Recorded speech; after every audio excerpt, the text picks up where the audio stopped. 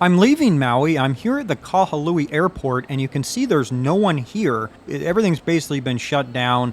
Tourists are being told not to come by a lot of locals, and the economy is at a standstill again here. And in fact, it's so empty that I'm doing this voiceover right now in the airport before I get on my plane, and there's no one within about 100 feet of me. So it's not even awkward or weird for me to sit here talking to myself.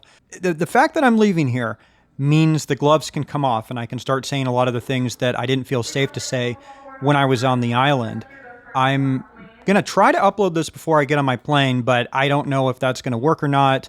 But either way, when I get on the plane, I will post a picture or a video inside of the plane just before takeoff as a story on TikTok to show that I managed to safely get off the island. And I know in the comments of some of the other videos that I've made, people have doubted that that would happen, but it's happening now. I'm getting out of here, which is bittersweet. Overall, it's a happy day for sure, considering how terrible the last month has been.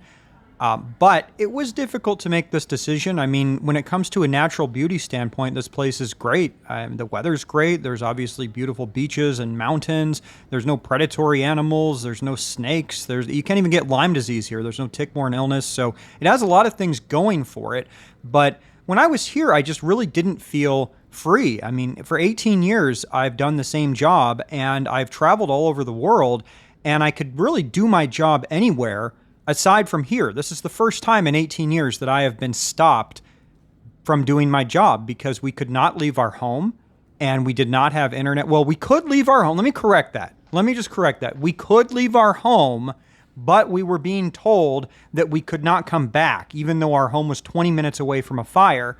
And so if we can't come back, that would leave us with the prospect of being homeless downtown. So effectively, we could leave, but we'd be homeless. So because of that situation, I couldn't get on the internet. We didn't have power, and that went on for quite a while. So I could do my job pretty much anywhere other than this place. And there was a lot of weird stuff that's happened here. The number one reason that I feel like there's no future here, and I really felt like it just was not the place for us anymore, is because when we were getting bossed around and kind of told that we needed to spend all day in the park getting permission slips to come back to our house and all this nonsense, the population here just really seems like they can be controlled by just a handful of people. I mean, there's thousands of people that are all getting told ridiculous things by just a couple of police officers, and I'm the only one asking questions. And I'm not saying that people should be, rising up or anything, but they should be asking some damn questions and documenting and filming everything. And for some reason,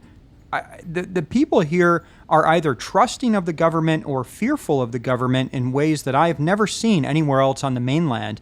And there's also many different policies here that don't exist on the mainland.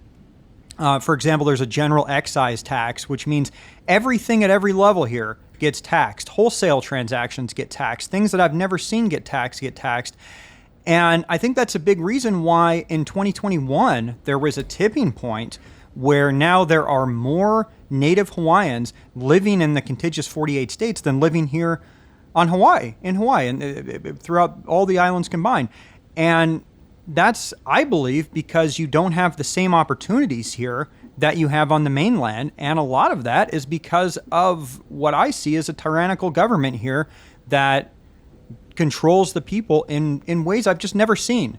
And the people go along with it. And so that combination, those two things together, just means I don't want to be here.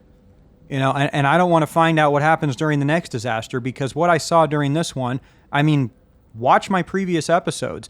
And there is one thing I want to tell you guys, which I've had on certain platforms. I'm not going to pick on anyone in particular, but I have had some content pulled down. So what I'm going to say next, I hope that you guys will follow me on the different platforms I've been uploading to. I'm on TikTok, I'm on YouTube, I'm on X and Rumble, and I'll probably add a couple others. But if you can follow me on all of the different platforms you can find me on, the algorithms, the community standards, censorship, these things are different on each platform. So I think nowadays it's more important than ever that if you want to hear what somebody's saying and you want to see what their content is, to follow them on all platforms rather than just one, Because unfortunately, with all these videos I've done of the Hawaii disaster, like I was trying to make this a binge watchable thing where there's video after video after video in context showing this place basically descent into chaos, which is what I experienced. And I was standing on the hill uploading this stuff thinking, okay, this is the next one. And now on certain platforms, some of them are missing. So it's kind of disheartening. It's kind of disappointing.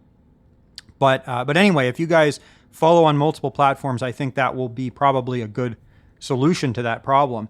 Now, one other thing I want to talk about is the fact that I actually had haters keeping me safe out here. Haters who wanted to do me harm, keeping me safe out here, which is a story I can only tell now. I couldn't have told before because it would have made what they were doing kind of null and void when it comes to keeping me safe. So I had one hater.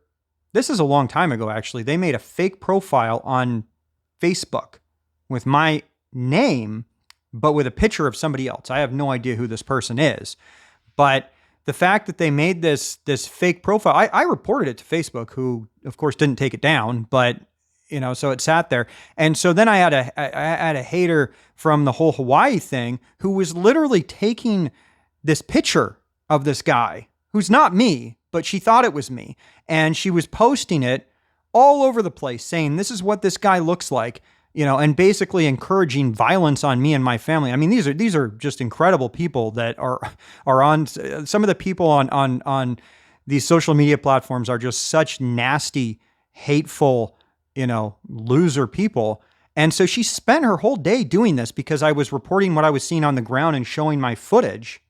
And she was posting a fake picture the whole time. My wife and I saw this, and we thought it was just so hilarious, and it was a relief to us. We were relieved. We knew that these people who were saying they were going to come get us were looking for somebody that wasn't us, wasn't me. I mean, I hope this guy, whoever he is, isn't on Maui, but I figured I would clear this up for him in case he ever wants to visit Maui, so that whoever doesn't like the truth being reported doesn't go attack this guy. But anyway, stay tuned, guys. Like I said, I have a lot of stuff to tell you when I get off this island, and that's what's happening right now. So stay tuned.